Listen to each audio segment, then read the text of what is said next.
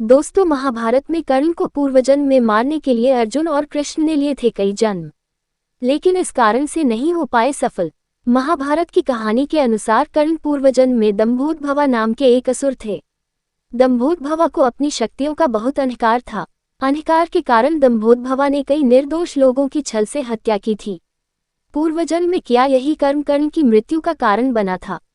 महाभारत कथा के अनुसार कई योद्धा ऐसे भी थे जिन्हें उनके पूर्वजन्मों के कारण हार का सामना करना पड़ा था। असल में उनके पूर्वजन्म में किए हुए ऐसे कर्म थे जो किसी न किसी वजह से उनकी मृत्यु का कारण बने। इनमें से एक योद्धा का नाम कर्ण है। आपको जानकर हैरानी होगी कि कर्ण अर्जुन का संबंध द्वापर युग से भी ज्यादा पुराना था। पूर्वजन्म ही नहीं बल्कि कई जन्मों से अर्जुन श्री कृष्ण के साथ मिलकर कर्ण को मारने का प्रयास कर रहे थे, लेकिन कर्ण किसी तरह बच ही निकलते थे। आइए विस्तार से जानते हैं कर्ण की पूर्वजन्म की कहानी। पूर्वजन्म में एक असुर थे कर्ण। कर्ण के पिछले जन्म में दंभोदभवा नाम का एक असुर था। सूर्यदेव ने उसे 100 कुंडल और कवच दिए थे। सूर्यदेव ने उसे यह वरदान भी दिया था कि जो कोई भी उसके कुंडल और कवच को तोड़ेगा उसकी मृत्यु हो जाएगी। दंभोदभवा अपनी ताकत के नशे में चूर था।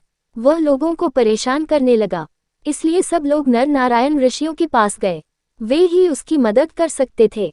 नर नारायण वास्तव में कृष्ण और अर्जुन के ही रूप थे। वे ही इस समस्या का समाधान निकाल सकते थे। कृष्ण और अर्जुन के अवतारों ने दंभोदभवा को हर जन्म में मारने की कोशिश की। दंभोदभवा नाम के एक असुर को एक अनोखा वरदान मिला था। इस वरदान के अनुसार उसे सिर्फ वही इंसान मार सकता था जिसने 1000 साल तक तपस्या की हो। नर और नारायण नाम के दो तपस्वी हजारों सालों से तपस्या कर रहे थे। कई लोग इन्हें देवताओं का अंश भी कहते थे। पहले नर ने दंभोदभवा से लड़ाई की और उसका एक कवच तोड़ दिया, लेकिन नर की मृत्यु हो गई। फिर नारायण ने अपनी शक्ति से नर को फिर से जीवित कर दिया।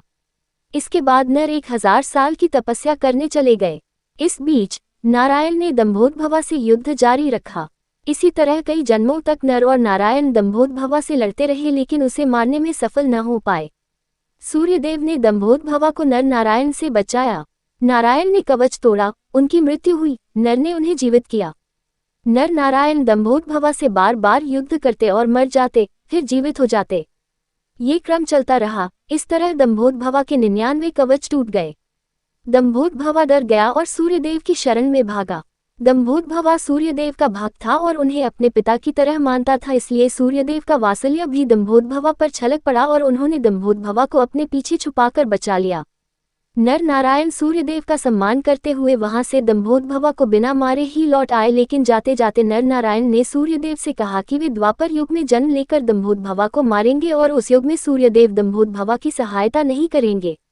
सूर्यदेव ने नर नारायण को वचन दिया और इस तरह दंभोदभवा के प्राण बच गए। द्वापर युग में अर्जुन और कृष्ण ने कर्ण को मार कर लिया पूर्वजन्म का प्रतिशोध। द्वापर युग में दंभोदभवा कर्ण के रूप में जन्मा। दंभोदभवा का एक कवच कुंडल शेष रह गए थे, इसलिए कर्ण ने सूर्यदेव के इन्हीं कवच कुंडल के साथ जन्म लिया। श्री कृष्ण को कर्ण की मृत्यु का रहस्य पता था, इसलिए उन्होंने इंद्रदेव को कर्ण से उसके कुंडल और कवच मांगने के लिए भेजा था।